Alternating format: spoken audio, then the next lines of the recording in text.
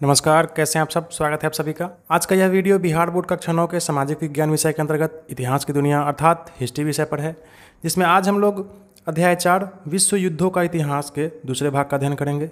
हम चलते हैं अध्याय 4 विश्व युद्धों के इतिहास पर। तो आप देख सकते हैं, यह है आपका अध्याय 4 विश्व युद्धों का इतिहास। और पिछले भाग के वीडियो में हम लोगों ने प्रथम विश्व युद्ध को विस्तार से समझा था।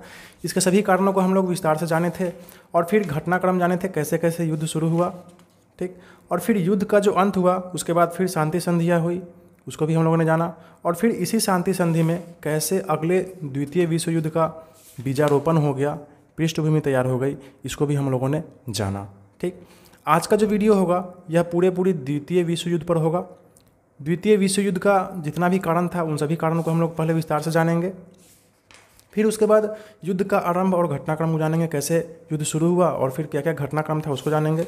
और फिर लास्ट में द्वितीय विश्व युद्ध के परिणाम को जानेंगे, उसके क्या क्या परिणाम निकल कर बाहर आए, ठीक। और फिर लास्ट में आपका अभ्यास प्रश्नावली है, इन अभ्यास प्रश्नावली को हम लोग हल भी करेंगे। अगर वीडियो लंबा हो गया द्वितीय विश्व युद्ध का तो इसको हम लोग अगले वीडियो में हल कर लेंगे, ठीक है।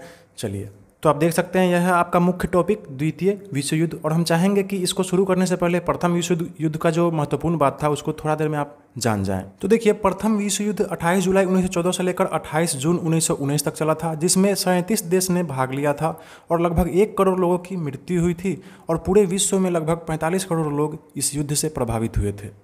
दूसरा बिंदु है कि प्रथम विश्व युद्ध का तत्कालीन कारण ऑस्ट्रिया के राजकुमार आर्क ड्यूक फर्डिनांड का बोस्निया की राजधानी साराजेवो में 28 जून 1914 को हत्या कर दिया गया था।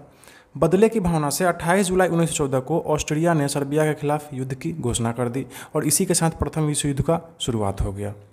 तीसरा बिंदु है कि इस युद्ध में संपूर्ण विश्व 2 खेमों में बट गया था, 2 गुटों में बट गया था। मित्र राष्ट्र जिसमें इंग्लैंड, फ्रांस, जापान, संयुक्त राज्य अमेरिका, रूस इत्यादि शामिल थे, और धुरी राष्ट्र जिसमें जर्मनी, ऑस्ट्रिया, हंगरी, इटली इत्यादि देश शामिल थे। और चौथा नंबर बिंदु है कि युद्ध के अंत में विजयी मित्र राष्ट्र तथा पराजित धुरी राष्ट्रों के साथ 18 जून 1919 को पेरिस शांति सम्मेलन हुआ। फिर उसके बाद 28 जून 1919 को वर्साई की संधि हुई और यहाँ पे युद्ध का अंत हो गया, ठीक है। अब हम अध्याय को स्टार्ट करेंगे इस टॉपिक को, उससे पहले हम मानचित्र का जो बेसिक चीज़ है इसको हम लोग जान लेते हैं। तो आप देख सकते हैं यह है आपके पूरे संपूर्ण विश्व का मानचित्र, जिसमें आपका भारत देश यहाँ पे है, जो एशिया महादेश का एक क्षेत्र है, ठीक। यहाँ यह एशिया महादेश है, यह यूरोप महादेश है, यह अफ्रीका है, यह ऑस्ट्रेलिया है, यह उत्तरी अमेरिका है और यह दक्षिणी अमेरिका है, ठीक। यह सारी घटनाएं जो हो रही है प्रथम विश्व युद्ध तथा द्वितीय विश्व युद्ध की, वह लगभग सारी घटनाएँ इसी यूरोप के आसपास घट रही है। इसमें रसिया भी शामिल है, इधर जापान भी शामिल है और इधर देखिए उत्तरी संयुक्त राज्य अमेरिका भी शामिल है, ठीक है। तो मुख्य रूप से यही सब देश शामिल है, तो आप इसको ध्यान में रखेंगे। अब अगर इस यूरोप को हम थोड़ा जूम करेंगे तो आप देख सकते हैं यह है यूरोप का मानचित्र, जिसमें आप देखिए धुरी राष्ट्र में मुख्य रूप से जर्मनी था, यह इटली था और यहाँ पे ऑस्ट्रिया हंगरी था, ठीक है। यह तीनों धुरी राष्ट्र में था। और मित्र राष्ट्र में था, देखिए यहाँ पे फ्रांस, इंग्लैंड और यहाँ पे रसिया, मुख्य रूप से यही देश सब थे मित्र राष्ट्र में। और एक चीज़ मैंने पिछले वीडियो में मिस्टेक कर दी थी कि प्रथम विश्व युद्ध के बाद जो शांति संधि हुई थी, वर्साई की संधि, वह वर्साई शहर मैंने आपको पोलैंड में बता दिया था, जो कि गलत है। वर्साई शहर जो है वह फ्रांस के पेरिस के पास ही है। देखिए यहाँ पे फ्रांस का राजधानी है पेरिस, और पहला जो संधि हुआ था पेरिस शांति सम्मेलन यहीं पेरिस में हुआ था। और फिर उसके बाद 28 जून 1919 को जो वर्साई की संधि हुई थी वह भी पेरिस के बगल में ही है, ठीक है। तो चलिए शुरू करते हैं अपने टॉपिक को। द्वितीय विश्व युद्ध, यह जो विश्व युद्ध था यह प्रथम विश्व युद्ध से भी बहुत ज़्यादा घातक और बहुत ज़्यादा विनाशकारी था, ठीक है। पहला जो बिंदु है कि 1 सितंबर 1939 से लेकर 2 सितंबर 1945 तक लड़ा जाने वाला यह युद्ध, जिसमें 61 देशों ने भाग लिया था, यह युद्ध लगभग 6 वर्षों तक चला था, ठीक है। यह इतिहास का सबसे विनाशकारी युद्ध था, जिसमें 5 करोड़ से अधिक लोग मौत के घाट उतार दिए गए थे। तीसरा बिंदु है कि बड़े पैमाने पर भौतिक संसाधनों का भी क्षय हुआ था। चौथा बिंदु है कि यूरोप के अनेक प्राचीन नगर पूरी तरह से नष्ट हो गए। और पांचवा बिंदु है कि इस युद्ध में उस जमाने में लगभग 13 खरब 84 अरब 90 करोड़ डॉलर की बर्बादी हुई थी। तो आप सोच सकते हैं कि इस युद्ध में इतने बड़े पैमाने पर मानवीय क्षति हुई ही थी, भौतिक संसाधनों की भी क्षति हुई थी और साथ साथ इतने ज़्यादा पैसों की बर्बादी भी हुई थी, ठीक है। तो सबसे पहले हम इस द्वितीय विश्व युद्ध के प्रमुख कारणों को जानेंगे और फिर उसके बाद हम घटनाक्रम पे आएंगे कि कैसे कैसे युद्ध यह घटित हुआ, ठीक है। तो इसका जो सबसे पहला कारण है द्वितीय विश्व युद्ध का, वह है वर्साय संधि की विसंगतियाँ। तो देखिए, प्रथम विश्व युद्ध खत्म होने के बाद 28 जून 1919 को जो फ्रांस के एक शहर वर्साय में जो संधि हुई थी, उसमें क्या क्या हुआ था वैसा तो आपको पता ही है, पिछले वीडियो में आपने देखा।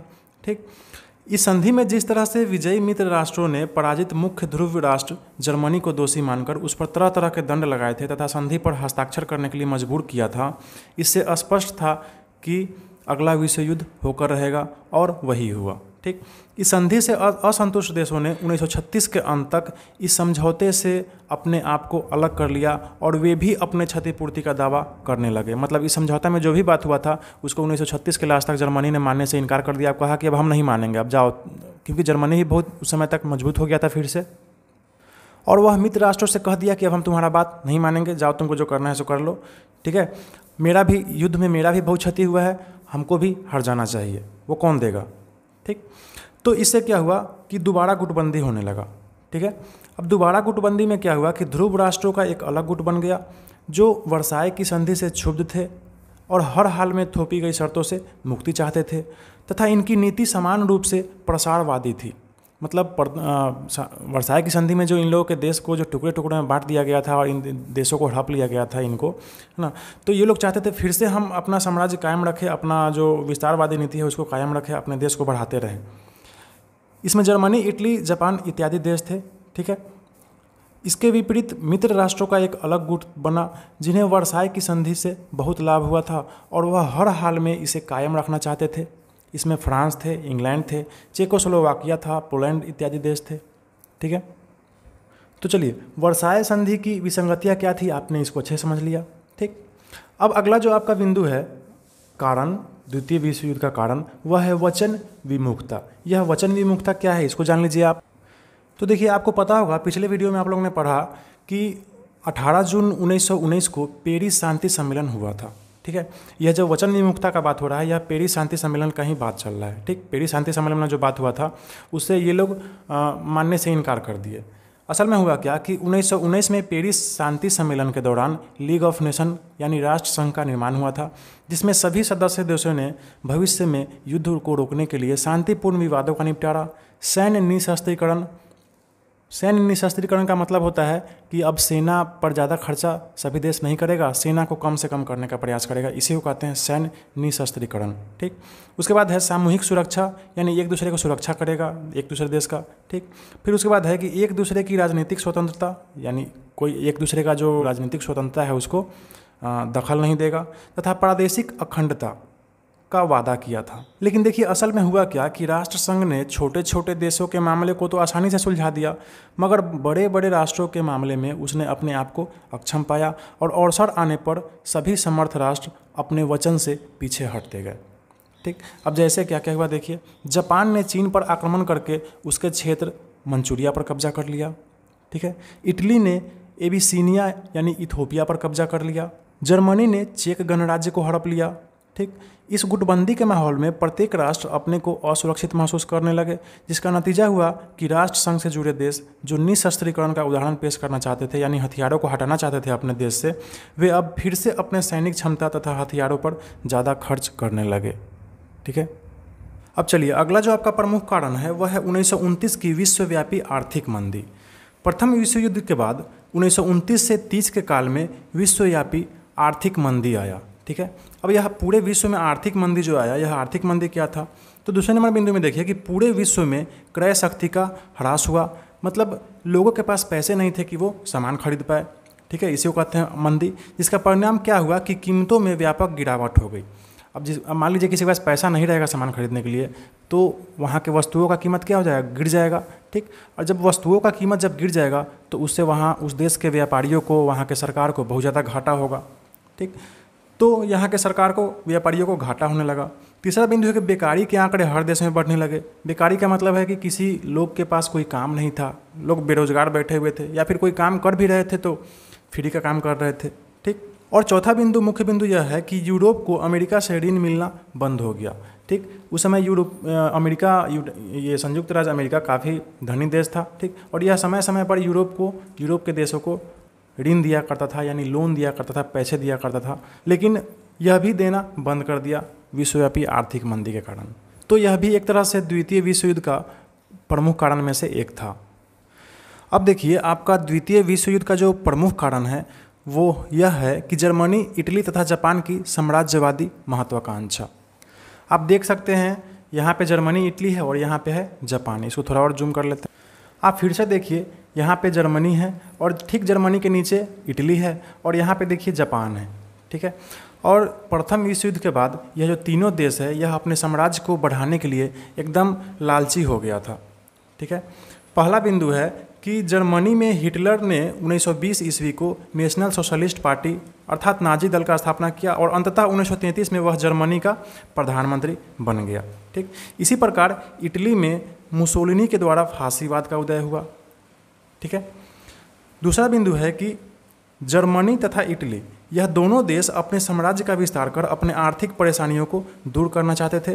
प्रथम विश्व युद्ध के बाद जिस तरह से इन दोनों देशों को अपमानित किया गया था उसका बदला लेने के लिए ये दोनों देश काफ़ी उत्सुक भी थे और अपने राष्ट्र का नाम गौरवान्वित भी करना चाहते थे, ठीक है। और तीसरा बिंदु है कि यह जो जापान है, यह जापान 19वीं शताब्दी के अंत तक एक शक्तिशाली और औद्योगिक देश बन चुका था तथा शांति संधि की शर्तों को तोड़कर अपने साम्राज्य के विस्तार में जोर शोर से लगा हुआ था, ठीक है। इसने 1931 में चीन पर आक्रमण करके यहाँ चीन पे आक्रमण कर दिया, ठीक। और वहाँ का एक क्षेत्र था मंचूरिया, इस चीन का ही एक क्षेत्र था मंचूरिया, इस पे इस जापान ने कब्जा कर लिया। तो इस तरह से ये जो तीनों देश है जर्मनी, इटली और जापान, इस देश को इनका जो साम्राज्य बढ़ाने का जो लालच था यह भी द्वितीय विश्व युद्ध का बहुत बड़ा कारण बना। अब देखिए, आपका अगला जो प्रमुख कारण है द्वितीय विश्व युद्ध का वह है तुष्टीकरण की नीति। हम यूरोप के मानचित्र पे समझते हैं इसको थोड़ा अच्छे से। देखिए, असल में उस समय हुआ क्या कि यूरोप का जो यह देश है जर्मनी, यहाँ हिटलर प्रधानमंत्री बना, ठीक है। उस वक्त हिटलर ने खुले तौर पर वर्साय की संधि का उल्लंघन किया, यानी प्रथम विश्व युद्ध के बाद जो संधि हुआ था वर्साय की संधि यहाँ पे, ठीक है, उसका उल्लंघन कर दिया, उसके बातों को मानने से इनकार कर दिया और जर्मनी की सेना तथा हथियारों का गुप्त रूप से निर्माण शुरू कर दिया यह जर्मनी, ठीक है। जर्मनी की इन गतिविधियों के बारे में ब्रिटेन तथा फ्रांस, यह दोनों देश को पता था, यह दोनों मित्र राष्ट्र थे, ठीक। और जर्मनी के बारे में इनको पता था कि यह अपना हथियार बढ़ा रहा है, सैन्य शक्ति भी बढ़ा रहा है। लेकिन तीसरे बिंदु में देखिए कि उस वक्त इंग्लैंड तथा फ्रांस जैसे मुख्य पश्चिमी पूंजीवादी देश साम्यवादी रूस को नफरत की दृष्टि से देखते थे, ठीक। ये दोनों देश इसको नफरत की दृष्टि से देखते थे। वे चाहते थे कि यह जो हिटलर जो सैन्य क्षमता बढ़ा रहा है यह क्या करे, यह रूस पर हमला कर दे, ठीक। इससे क्या होगा कि यह दोनों देश लड़कर कमज़ोर हो जाएगा, बर्बाद हो जाएगा और हम लोग क्या हो जाएंगे, हम लोग फिर से पूरे विश्व में बादशाह बन जाएंगे, ठीक। यही इन दोनों का चाल था। इसी को कहते हैं तुष्टीकरण की नीति। अब देखिए, इसी तुष्टीकरण की नीति में एक अगला मुख्य बिंदु है म्यूनिख समझौता, ठीक। यह जो म्यूनिख समझौता है यह भी द्वितीय विश्व युद्ध का बहुत बड़ा कारण बनकर उभर कर आया। असल में हुआ क्या था, इसको अब थोड़ा अच्छे से समझेंगे। हिटलर जो था, यह जो जर्मनी का प्रधानमंत्री हिटलर, इसको देखिए उस समय यह जो चेक रिपब्लिक है और स्लोवाकिया, दोनों एक देश था जिसका नाम था चेकोस्लोवाकिया, ठीक है। और यह जो जर्मनी का हिटलर था यह चाहता था कि इस चेकोस्लोवाकिया का जो इधर का जो क्षेत्र है जिसका नाम था सुडेटनलैंड, ठीक, यह जर्मनी इस सुडेटनलैंड को हथियाना चाहता था, ठीक है। इसके लिए जर्मनी के म्यूनिख शहर में, जर्मनी में ही एक म्यूनिख शहर है, यहाँ पे 1938 में इंग्लैंड, फ्रांस, इटली और जर्मनी के बीच एक समझौता हुआ, ठीक है। यह चारों देश के बीच एक समझौता हुआ, जर्मनी, इंग्लैंड, फ्रांस और इटली। कहाँ हुआ? जर्मनी के ही एक शहर है म्यूनिख, यहीं पे समझौता हुआ था, ठीक है। इसमें हिटलर को सुडेटनलैंड पर अधिकार का मान्यता मिल गया, ठीक है। यह चारों देश बोल दिया, तीनों देश बोल दिया कि ठीक है, जाओ तुम इस सुडेटनलैंड पर अधिकार कर लो, ठीक। यह देश बेचारा चुपचाप बैठा रहा, कुछ नहीं कर पाया। इस सुडेटनलैंड पर अधिकार कर लिया जर्मनी ने, हिटलर ने, ठीक है। अब देखिए, इस पर अधिकार करने के बाद हिटलर का लालच खत्म नहीं हुआ। 1939 में उसने पूरे चेकोस्लोवाकिया पर अधिकार कर लिया, ठीक। और जब यह जर्मनी पूरे चेकोस्लोवाकिया पर अधिकार कर लिया तो भी यह सभी देश बैठे रहे, चुपचाप देखते रहे, ठीक है, कुछ नहीं किया इन लोग को। हिटलर की लालच अभी भी ख़त्म नहीं हुई, यानी जर्मनी का जो हिटलर था इसको इस पूरे को हथिया के अभी इसका लालच ख़त्म नहीं हुआ। ठीक है, इसके बाद उसने डेंजिंग बंदरगाह और पुलिस गलियारे की मांग पोलैंड से की। देखिए डेंजिंग बंदरगाह यहीं पे है और पुलिस गलियारा भी यहीं इसी के आसपास है। ठीक, तो जर्मनी को इसका ज़रूरत था। ठीक है, रूस से अति करने के लिए, लड़ाई करने के लिए। ठीक, तो इसका मांग जर्मनी ने पोलैंड से किया कि हमको यह जो क्षेत्र है यह हमको दे दो। ठीक, तो पोलैंड इनकार कर दिया, कैसे दे देंगे भाई हम तुमको, ठीक, यह मेरा अधिकार का क्षेत्र है। ठीक, यह पोलैंड जो है इस क्षेत्र को जर्मनी को देने से इनकार कर दिया। और उस समय जर्मनी अपने शक्ति के नशे में चूर था। यह इसको सुडेटनलैंड मिल गया था, इसने पूरे चेकोस्लोवाकिया को जीत लिया था। ठीक है, इसका मन एकदम बढ़ गया था, है ना। ये गुस्सा हो गया, ये सोचा कि ये छोटा देश है, ये हमको ये चीज़ नहीं दे रहा है ना। इसने क्या किया, पोलैंड पर हमला कर दिया। अब देखिए जैसे ही यह जर्मनी पोलैंड पर हमला करता है, यहाँ से उसी दिन से द्वितीय विश्व युद्ध का शुरुआत हो जाता है। तो देखिए अगर तत्कालीन कारण का बात किया जाए कि द्वितीय विश्व युद्ध का तो ऐसा बहुत सारा कारण था, लेकिन तत्कालीन कारण क्या था, तो तत्कालीन कारण यही था कि जर्मनी का पोलैंड पर आक्रमण कर देना। ठीक, अब चलिए द्वितीय विश्व युद्ध का आरंभ तथा घटनाक्रम को हम लोग अच्छे से समझते हैं। 1 सितंबर 1939 को जर्मनी ने पोलैंड पर आक्रमण किया। कब? 1 सितंबर 1939 को, और इसी के साथ द्वितीय विश्व युद्ध का आरंभ हो गया। ठीक, इसके बाद ब्रिटेन और फ्रांस ने दोनों मिलकर 2 दिन बाद यानी 3 सितंबर 1939 को जर्मनी के विरुद्ध युद्ध की घोषणा कर दी।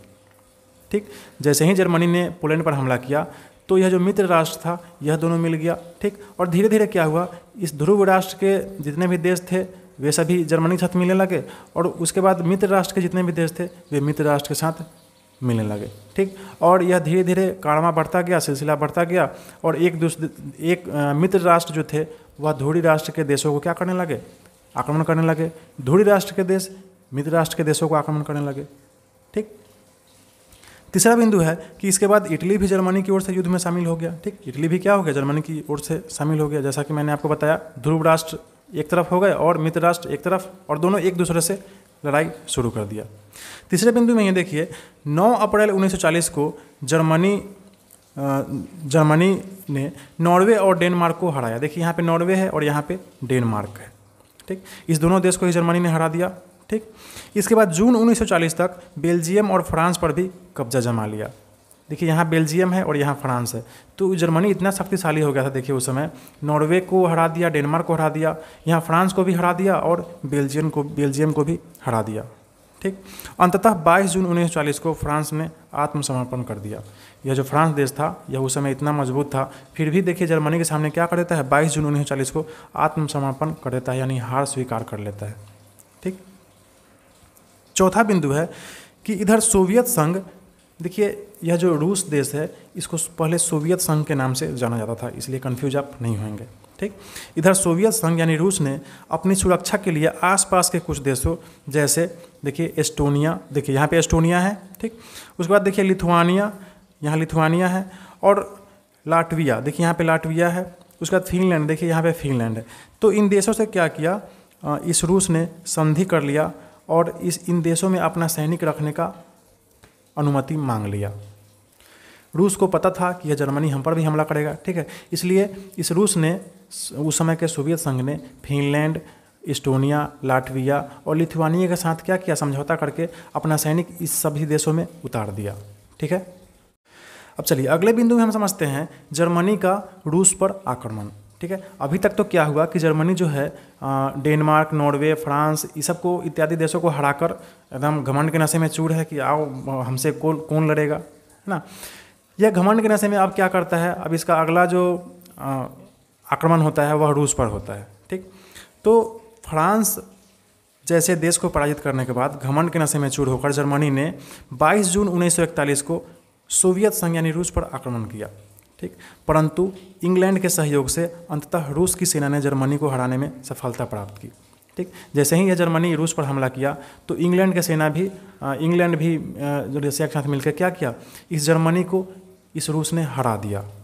ठीक, यह तो सोच रहा था कि हम बहुत बलशाली है, लेकिन इससे ही बलशाली था रूस। ठीक, रूस ने जर्मनी को हरा दिया। ठीक, देखिए इसके बाद अगला जो बिंदु है इसमें देखिए कि बाकी के अन्य देशों में भी मित्र राष्ट्र जैसे अमेरिका, इंग्लैंड, रूस और फ्रांस ने मिलकर जर्मनी को पराजित कर दिया। ठीक, जब यहाँ रूस से हार गया तो बाकी के देश जहाँ जहाँ यह जर्मनी लड़ रहा था वहाँ से भी यह जर्मनी धीरे धीरे हारने लगा। ठीक, 6 जून 1944 को जर्मन सेना परास्त हो गई बुरी तरह। ठीक, अंततः 7 मई 1945 को जर्मनी ने मित्र राष्ट्रों के सामने समर्पण कर दिया, आत्मसमर्पण कर दिया। ठीक, यह जर्मनी हार मान लिया कि नहीं, अब हम नहीं लड़ेंगे, इसका बहुत ज़्यादा क्षति हो चुका था।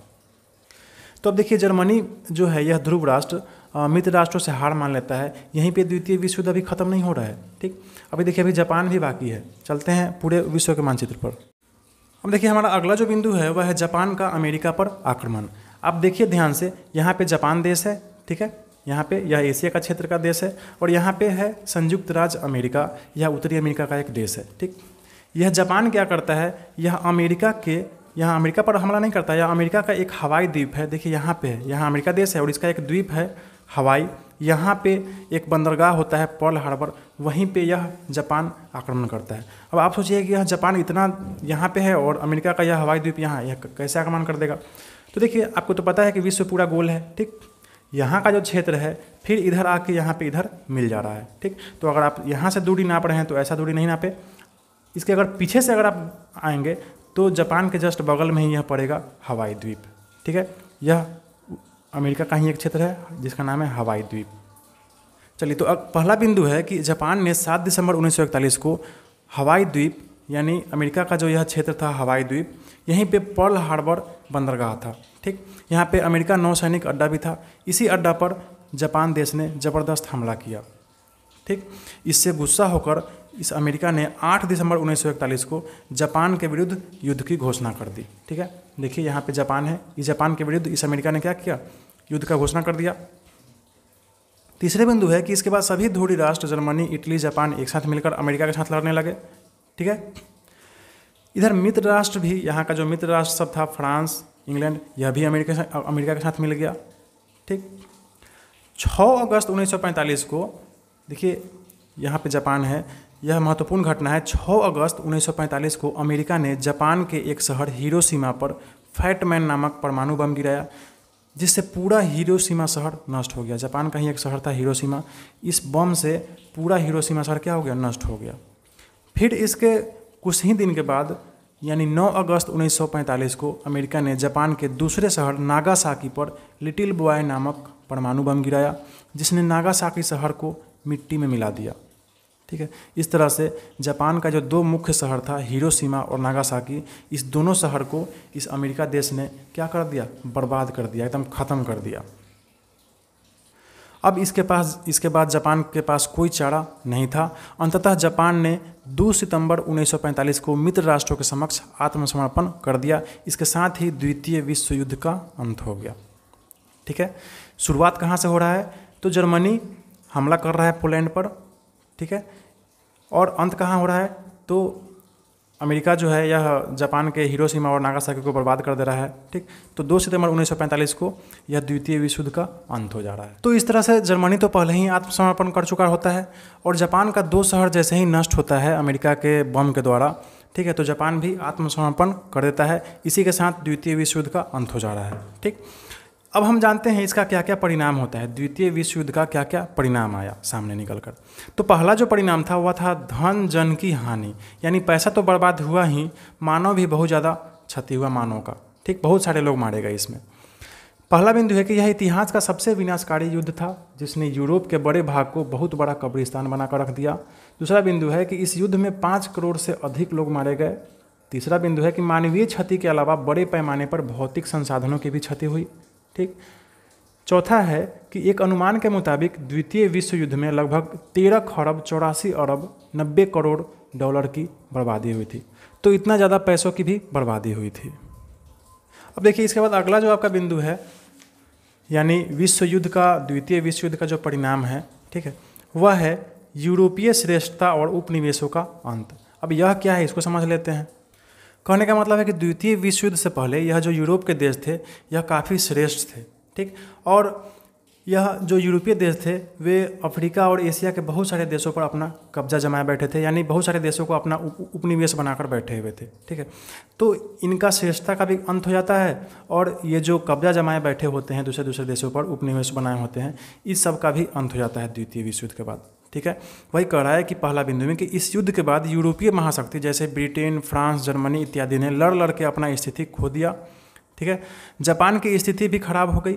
दूसरा बिंदु है कि संयुक्त राज्य अमेरिका और सोवियत संघ यानी रूस नया महाशक्ति के रूप में उभर कर सामने आया। ठीक है, तीसरा बिंदु है कि अफ्रीका तथा एशिया में उपनिवेशवाद का अंत हो गया, यानी यहाँ के जो देश थे, यहाँ इस दोनों महादेशों पर जो अपना कब्जा जमाए हुए थे, उपनिवेश बनाए हुए थे, उसका भी अंत हो गया। ठीक, इसी तरह हमारे भारत देश को भी 15 अगस्त 1947 को इंग्लैंड से स्वतंत्रता मिल गई। ठीक है, यानी उस समय तक इंग्लैंड का शासन था हमारे देश में। ठीक, द्वितीय विश्व युद्ध के खत्म होने के बाद 15 अगस्त 1947 को हमारा देश भी आज़ाद हो गया, यानी इंग्लैंड के लोग यहाँ से छोड़ के चले गए हमारे देश, क्योंकि ये ऑलरेडी बहुत परेशान हो चुके थे द्वितीय विश्व युद्ध में लड़ के। अब चलते हैं आगे। द्वितीय विश्व युद्ध के बाद अगला जो परिणाम निकल कर आया वह था संयुक्त राष्ट्र संघ की स्थापना। ठीक है, इसमें देखिए पहला बिंदु है कि द्वितीय विश्व युद्ध के बाद विश्व शांति को कायम रखने के लिए तथा भविष्य में युद्ध को रोकने के लिए संयुक्त राष्ट्र संघ की स्थापना 24 अक्टूबर 1945 को की गई। यह आज भी संपूर्ण विश्व को नियंत्रित कर रहा है। ठीक है, आपको पता है। तीसरा बिंदु है कि वर्तमान में इसमें कुल 193 देश हैं। चौथा है कि इसका मुख्यालय संयुक्त राज्य अमेरिका के न्यूयॉर्क शहर में है। और अगर वर्तमान में इसके महासचिव का बात करें तो एंटोनियो गुटेरस इसके वर्तमान के महासचिव हैं। ठीक है, अब चलिए अगला बिंदु है विश्व में गुटों का निर्माण, यानी द्वितीय विश्व युद्ध के बाद क्या हो रहा है, संपूर्ण विश्व जो है वह फिर से कुछ गुटों में बंट जा रहा है, लेकिन अब यह लड़ाई वाला गुट नहीं है, अब यह अलग तरह का गुट बन जा रहा है। तो आइए इस परिणाम को हम लोग बिंदुवार समझ लेते हैं। पहला बिंदु है कि पहले संपूर्ण विश्व में यूरोप का वर्चस्व था। ठीक है, और दूसरे विश्व युद्ध के बाद इस यूरोप का वर्चस्व खत्म हो जाता है। ठीक है, दूसरा है कि द्वितीय विश्व युद्ध के बाद संपूर्ण विश्व 3 गुटों में बंट गया, पूरा विश्व 3 गुटों में बंट जा रहा है। वह क्या क्या है, चलिए। पहला गुट साम्यवादी खेमा का है, जिसका नेतृत्व सोवियत संघ यानी रूस कर रहा था। यह साम्यवादी गुट का खेमा का नेतृत्व कर रहा है। ठीक, चौथा बिंदु है कि दूसरा गुट पूंजीवाद खेमा का है, जिसका नेतृत्व संयुक्त राज्य अमेरिका कर रहा था। ठीक है, देखिए द्वितीय विश्व युद्ध में यही दोनों महाशक्ति के रूप में उभर कर आया था। ठीक है, क्योंकि यही दोनों देश इन देशों को हराने का काम किया था, जर्मनी लोग को। ठीक है, तो पहला गुट यह है साम्यवादी और दूसरा है पूंजीवादी गुट यह। ठीक, तीसरा खेमा गुट निरपेक्ष है, गुट निरपेक्ष राज्यों के संघ के रूप में सामने आया। ये देश हाल ही में स्वतंत्र हुए थे और विकासशील राष्ट्र थे। अपना भारत देश भी इसी गुट में शामिल है। ठीक है, यानी द्वितीय विश्व युद्ध के बाद यह जो दोनों देश, बहुत सारे देश, कुछ देश इसके तरफ से थे, कुछ देश इसके तरफ से थे, लेकिन हमारा जो देश है या फिर अभी हाल ही में जो अफ्रीका और एशिया का जो देश स्वतंत्र हुआ था इन देशों से, यहाँ के देशों से, तो वे लोग जो थे वे न इसके गुट में थे न इसके गुट में अभी हैं। ठीक है, इन लोग का अपना अलग गुट है, गुट निरपेक्ष। ठीक, जिसमें हमारा भारत देश भी है। छठा नंबर है बिंदु कि गुट निरपेक्ष खेमा का आरंभ हमारे देश के प्रथम प्रधानमंत्री जवाहरलाल नेहरू के द्वारा ही किया गया था। ठीक है, यह जो तीसरा गुट बना गुट निरपेक्ष, इसका प्रणेता हमारे देश के ही प्रथम प्रधानमंत्री थे जवाहरलाल नेहरू। ठीक है, तो इस तरह से द्वितीय विश्व युद्ध का यह सब परिणाम था। तो इस तरह से आपका यह अध्याय खत्म हो गया। इसके बाद अभ्यास प्रश्नावली है। ठीक है, आप क्या करें, अभी इस वीडियो को आप अच्छे से समझें, द्वितीय विश्व युद्ध को पूरे विस्तार से समझे, प्रथम विश्व युद्ध को भी पूरे विस्तार से समझे, और इसके बाद का जो अभ्यास प्रश्न है इनको आप खुद से हल करने का प्रयास करें। ठीक है, हम जल्द ही अगले वीडियो में इसका हल लेकर हम आएंगे। ठीक है, यह वीडियो आपको कैसा लगा आप हमें कमेंट करके ज़रूर बताएं। वीडियो अच्छा लगा तो कृपया वीडियो को लाइक करें, मेरे चैनल को सब्सक्राइब करें, बेल नोटिफिकेशन आइकन को भी दबा लें ताकि हर नया वीडियो आप तक पहुंचता रहे। और कुछ भी कहना चाहते हो तो प्लीज़ कमेंट ज़रूर करें। चलिए ठीक है, थैंक यू। पढ़ते रहें, खुश रहें और अपने जीवन में तरक्की करते रहें।